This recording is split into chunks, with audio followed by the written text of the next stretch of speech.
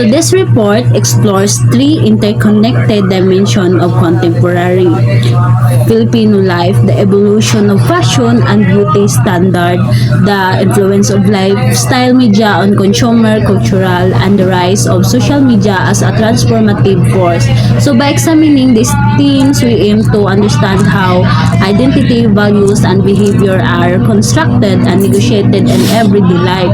Through historical analysis, media critique, and social reflection, this report offers insight into the dynamic interplay between tradition and modernity, visibility and influence, and personal choice and collective trends.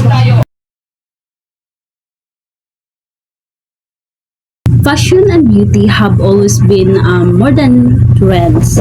They are mirrors of identity, history, and transformation. In the Philippines, the evolution of fashion and beauty standards tells a rich story of colonial influence, indigenous pride, social movements, and global connectivity.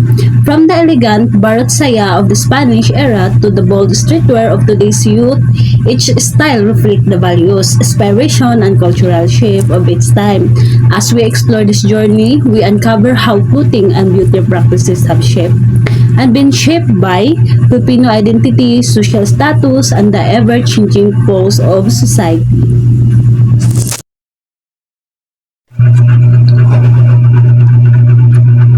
Pre-colonial indigenous roots of Filipino attire and body art. So before Spanish colonization, Filipino clothing and body art were more than just practical.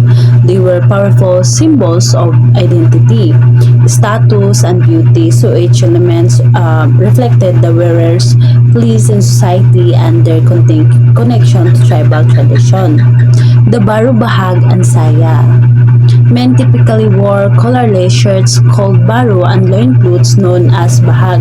Women wore wrap-around skirts called tapis or saya. These garments were simple yet meaningful, often tailored to climate and movement while also reflecting regional styles.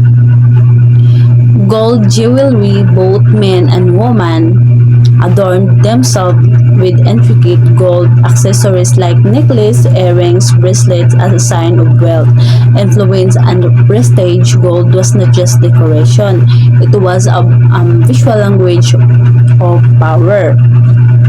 Pintados or tattoos. In the Visayas, tattoos were deeply respected, known as pintados. These tattoo individuals wear their ink as badges of courage, honor, and beauty. So each mark told the story of battles fought, rites of passage, and personal valor. So this rich tradition of dress and body art reveals how pre-colonial Filipinos used visual expression to communicate values, roles, and pride in their heritage. It also reminds us that long before foreign influence, our ancestors had a sophisticated and symbolic culture rooted in gold and ink.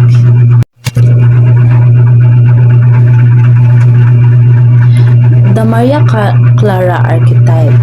So during the Spanish era, clothing was not just about fashion, it was a reflection of faith, status, and identity. The Maria Clara dress became a symbol of modesty shaped by Catholic values. It was not just a style, it was a statement. So each part of the outfit, the camisa or blouse, the saya, panuelo, should scarf, and tapis was carefully chosen to reflect modesty and grace. So these layers were not random, they were rooted in religious teaching that emphasized covering the body respectfully. So the status na teaching the kind of fabric used like pinya or husi and the level of embroidery quietly spoke of one's place society. Rich textures and delicate design were not just beautiful, they were social signals. Fit woven and the panuelo added to cover the chest was a direct response to Catholic ideals of modesty. It's a small piece with a big message that clothing could reflect one's devotion and values. In essence, the Maria Clara archetype was not just about dressing up, It was about dressing with purpose. It showed how religion and colonial influence reshaped not just what people wear but how they saw themselves and each other. So in the 19th century, when economy go open the world with the rich mixed people called mestizo start to appear. Their clothes, the traje de mestiza, is very elegant. It looks like European dress but made with native things like local materials from the Philippines that were woven or produced before heavy industrial imports like piña fabric made from pineapple leaf fibers, super delicate and shiny, often used for formal wear. Also the abaca, fibers from banana plants, strong and durable, used in weaving. The juicy, a blend of silk and abaca or banana fibers, lightweight and elegant. Cotton from local weaving tradition, hand woven by communities, often with distinct patterns. So basically, the traje de mestiza look European in shape, wide sleeve full skirts but was proudly Filipino in materials. The sleeves is wide, the skirt is big, very pang social vibes. Diba? Then people start to think that white skin and high nose is the best beauty. If you're not working under the sun, you stay maputi, so people think you're rich. That's why until now, many still believe if you white, you social already. So when butterflies dance in the street, fashion identity and the Filipino spirit in the American era. So during the American occupation of the Philippines, change was not just political, it was deeply personal. It showed up in the way people walk, dress, and imagine their futures. The slide you shared captures this beautifully through the lens of fashion and public life, especially the rise of the carnival queens. So here's how it unfolded. The butterfly sleeve, the traditional Maria Clara sleeves, once soft and flowing, were reshaped into bold, structured butterfly sleeves. It was not just a style shape, it was a statement. Filipino wore this with pride, blending elegance with modernity. The terno became a symbol of grace and resilience, like wings ready to take flight. Short hemlines inspired by the global flapper movement, skirts become shorter, looser, and more playful. For many women, this was not just about fashion, it was about freedom. It means moving with ease, dancing with joy, and stepping into public spaces with confidence. The American look for Filipino men, the suit and tie called Americana, become the uniform of the educated and professional. It was a way to signal ambition, respectability, and readiness to engage with the modern world, but beneath the Western cut was still a Filipino heart navigating new expectation with quiet strength. And there's Pasita Ongsiaco de los Reyes, crowned Miss Philippines in 1922. Her sepia tone portrait is not just a photo, it's a time capsule. She represents a generation of Filipinos who embrace change while holding on to pride, voice, and cultural depth. The Ternos Golden Moment, Power, Pride, and Butterfly Sleeve. In the 1960s and 70s, the Filipino Terno was not just fashion, it was a statement. So this was the era when the Terno reached its peak, evolving from layered traditional wear into a sleek, single-piece gown that radiated elegance and authority. Gown were the tapis and panuelo, and their pleats stood as static silhouette crowned by the iconic butterfly sleeves. So firstly, the Imelda Marcos play a key role in this transformation. Her signature style, dubbed the Iron Butterfly look, featured ragged sculpted slave that become a symbol of Filipino diplomacy and pride on the global stage. Whether admired or debated, her influence helped cement the Terno as a cultural emblem. So graceful, commanding, and unmistakably Filipino. So today, when we see women wearing the Terno with voice and pride,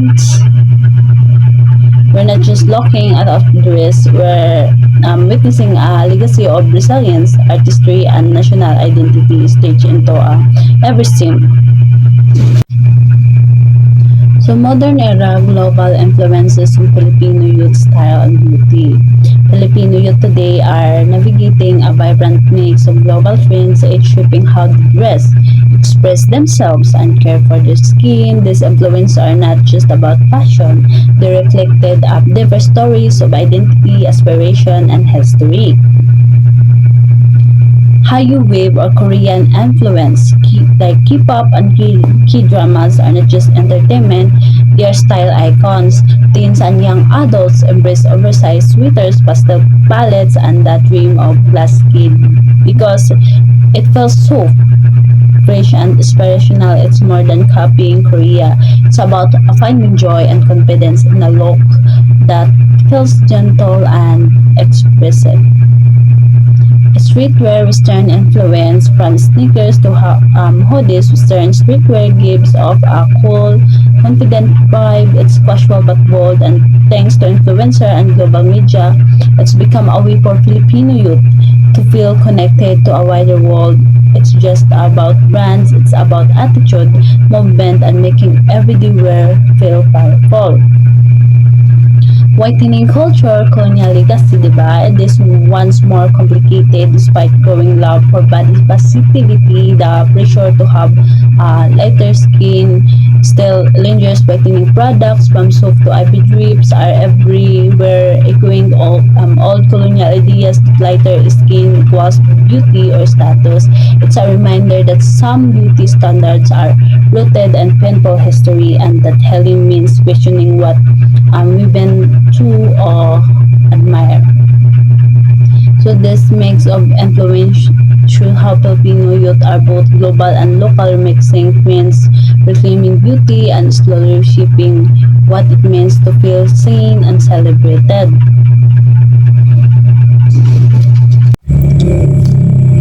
Contemporary revival or the wearing history daily. From the word wearing history daily, a new generation of designers is reclaiming Filipiniana for everyday wear. So, as we all know, Filipiniana is old na guys siya because it's from 1960s or 1980s pa siya sikat. But because of the Filipino designers, Filipiniana are now the Filipiniana designs are improved. So the Filipiniana is keeping up competing with the other designs of clothes or fashion clothes. So it can be used formally from offices and any events. So di na siya outdated but also it is formal or sign of formality.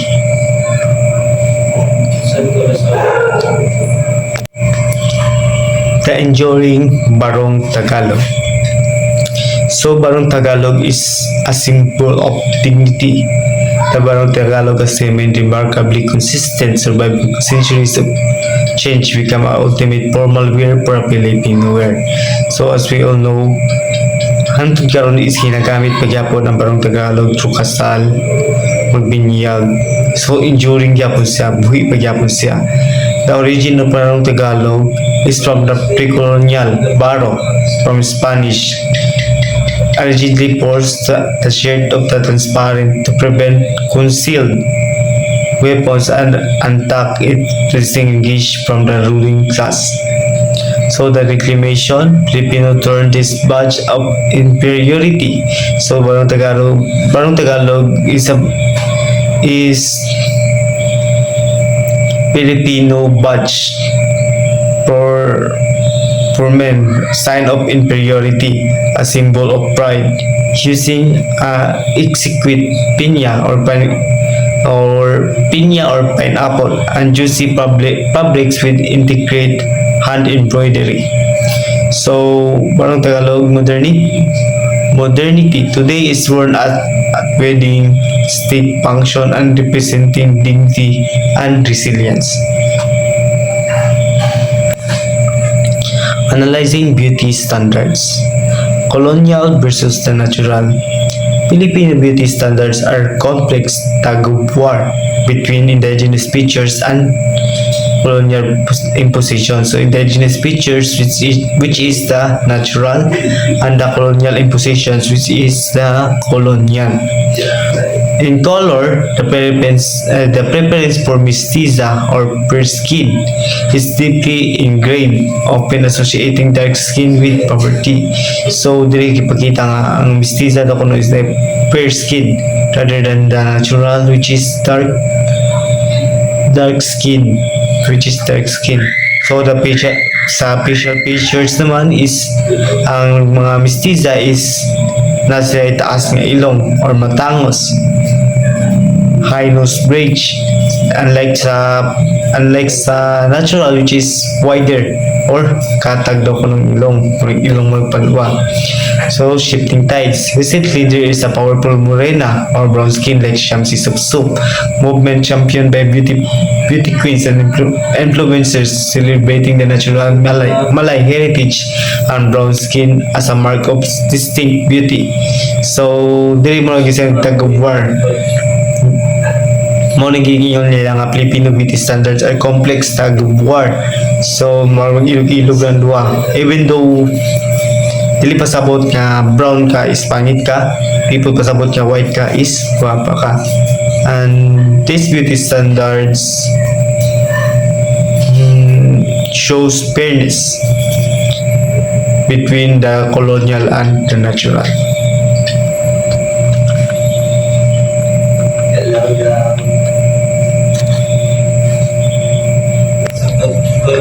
Fashion is identity. The Filipino dress is not just a garment, it's a narrative of our history, a map of our trade routes, a testament of our resilience against colonization. So Filipino is not just a garment, di inisay nga so, man lang, magamit lang, nga masuot, but it is a witness from history na napasa-pasa from pre-colonial to colonial. So, the fashion of a Filipino is not just a garment, it's also a testament of our resilience against the colonization. And that's all. Thank you. The rules of lifestyle in shaping consumer culture. Introduction.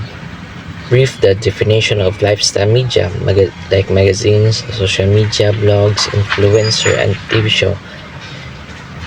His statement, lifestyle media significantly shape consumer behavior and cultural trends, particularly in influencing the Filipino values and lifestyle choice. Definition of consumer culture. The consumer culture is a social society which is the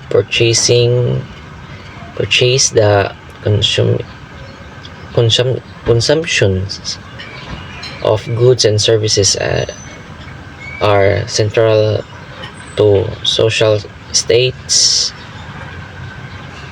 personal identity, and cultural meaning. Media promotes a consumer consumption by creating artifacts needs to making consumer lifestyle seems inspirational and using the targeted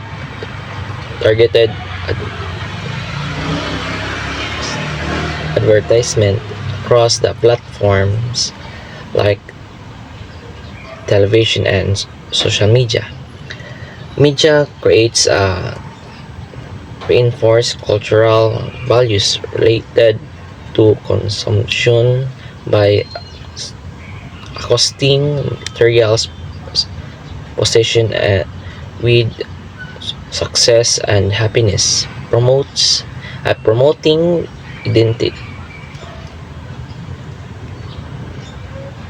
idealized lifestyle by beauty standard and using psychological tactics like social influencer and sense of agency to drive the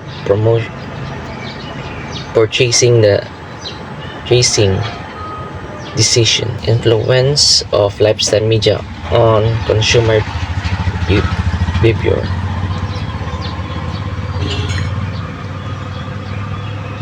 Lifestyle media influencer purchasing decision by shaping presentation of what is viewed, producing social validation and making it easier to discover uh,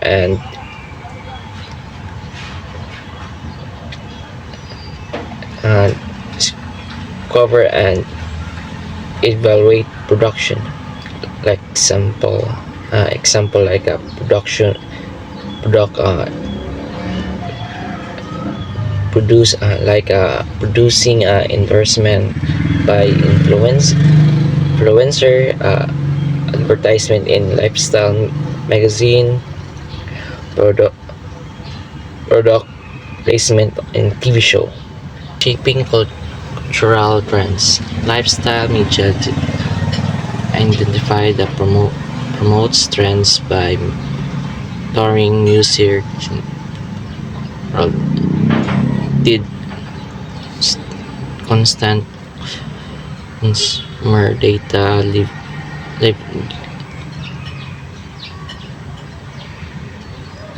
reading inspiration, storytelling, and social proof, and utilize influencer to create emotional connection and normalize new behavior. Example: fashion trends, food trends, travel trends, fitness and wellness trends. So social media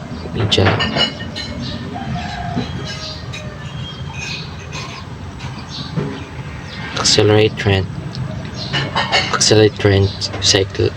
cycles by using algorithm and influencer to rapidly disseminate style, which shortens the time from trends creations to its mass adoption. Case study magazine. Lifestyle magazine significantly influenced Filipino culture by shaping aspiration and definiting modern status and lifestyle, and balancing global trends by local relevance. Popular magazines in the Philippines include the fashion titles like GI, Mega, Metro, and Baguio Philippines. Lifestyle and general interest magazine such as Good Housekeeping and specific publications like Inquirer Philippines, Top Gear Philippines. Magazine promotion creates lifestyle and values by presenting aspirational content, defining cultural trends, providing exemplary guidance on life's choice using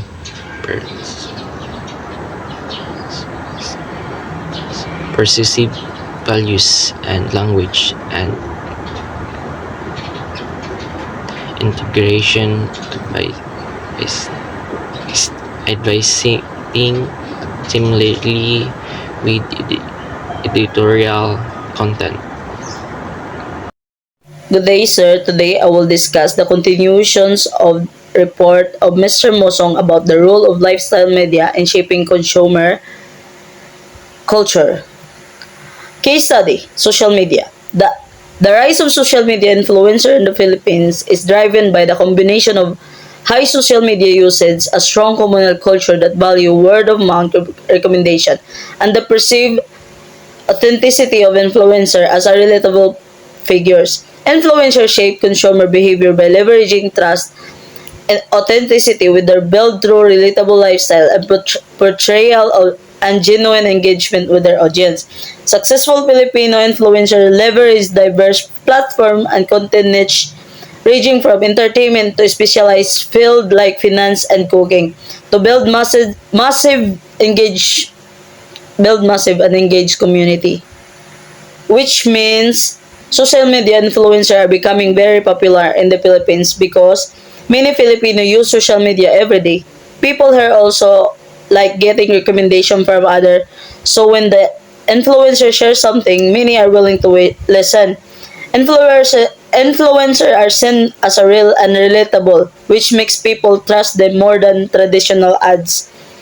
Because of this trust, they can affect the people to buy, watch, and support. They build this connection by showing their everyday life and talking to their followers online.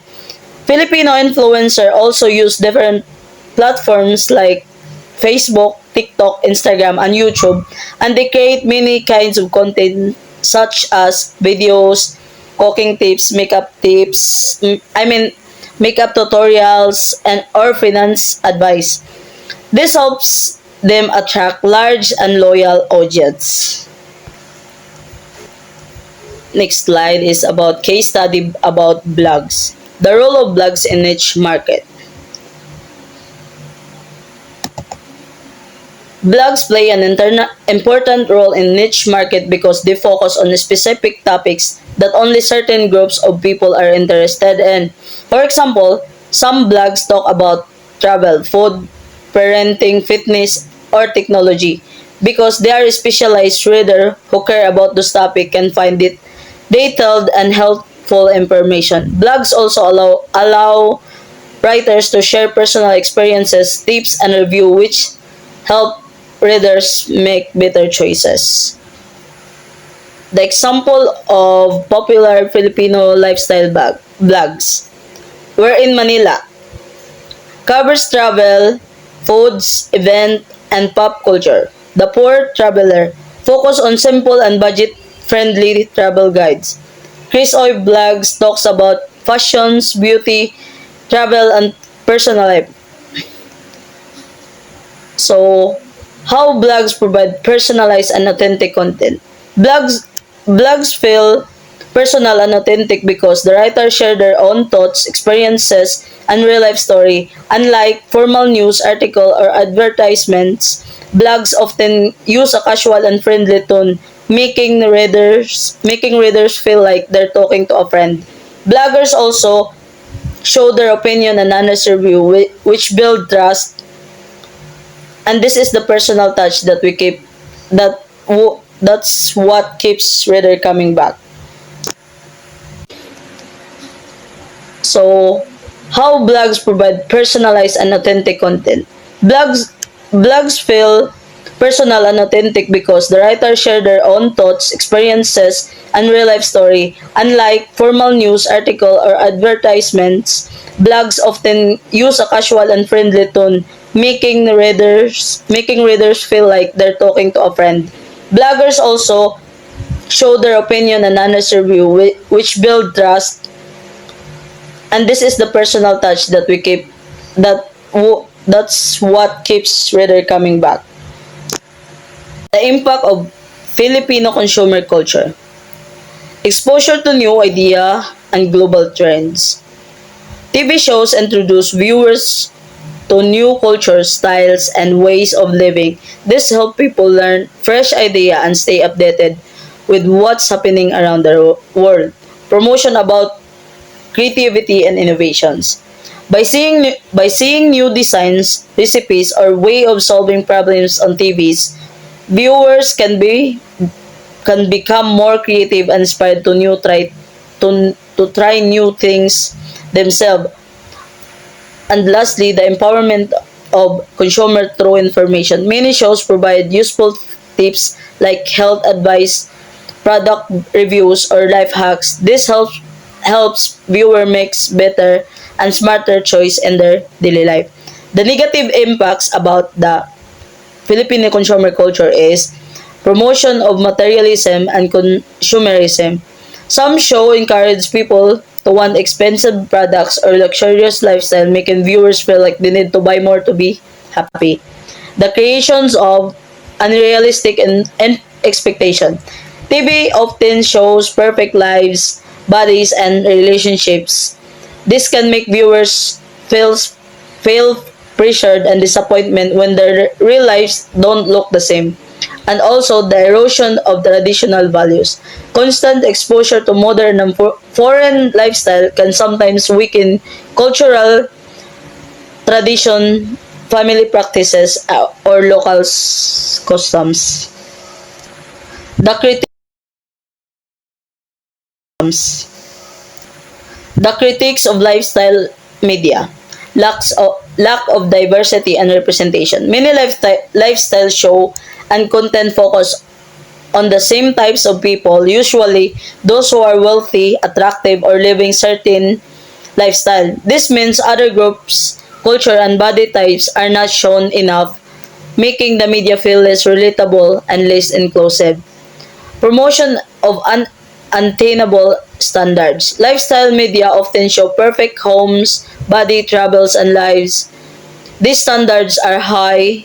Oh, these standards are hard or even impossible for most people to achieve. Viewers may feel pressured or unhappy when comparing themselves to this unrealistic image. Commercializations of culture. Sometimes lifestyle media uses cultural tradition, fashions, or practices mainly to sell product. This can remove true meaning of these traditions and turn culture into commercial tool. Ethical consideration for media creators ensure accuracy to share correct information and avoid spreading false claim or avoid deception, to be honest about sponsorship, filters, or edited content. Also, respect privacy, do not expose personal information without consent, or give the proper credit to acknowledge original creators, sources, or idea. Ethical consideration about the consumer. Think critically, question if the content is true or misleading, or be aware of mental health impact, limit content that cause stress, comparison, or insecurity. Also, avoid cyberbullying, interact respectfully, and avoid harmful comments. Balancing act, values, and lifestyle choices.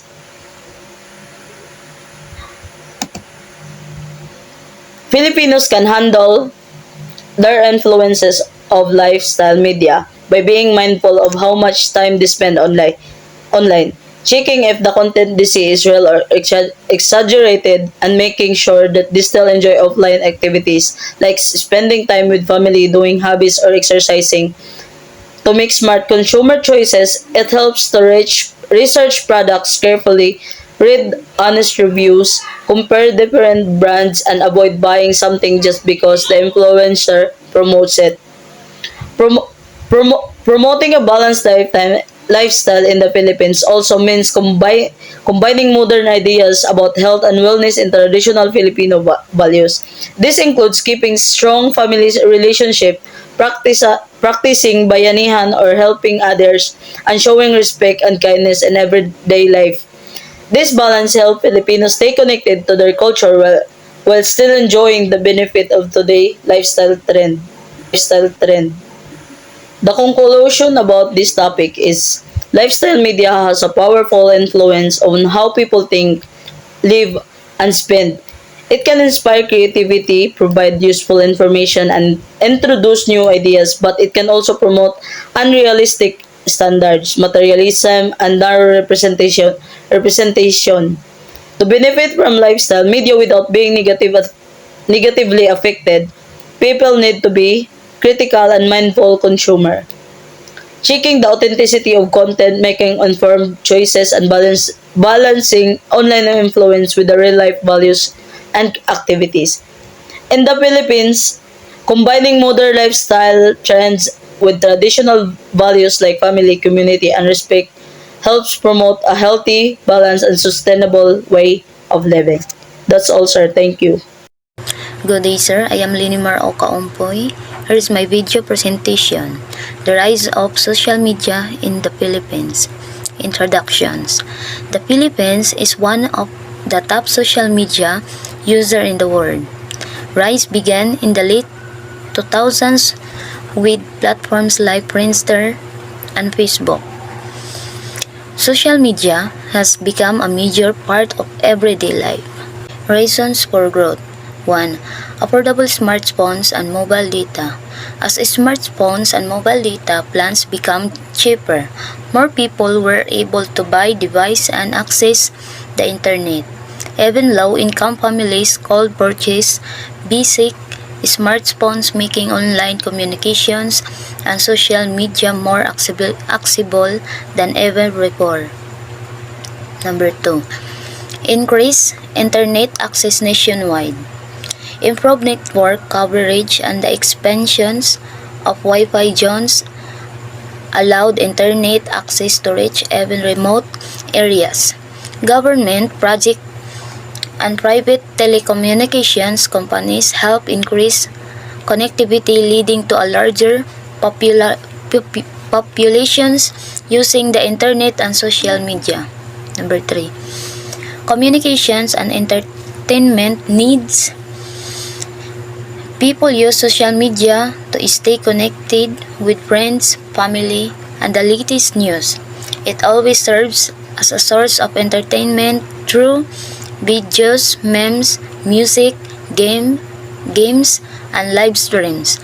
This social media a daily necessity for communications and leisure.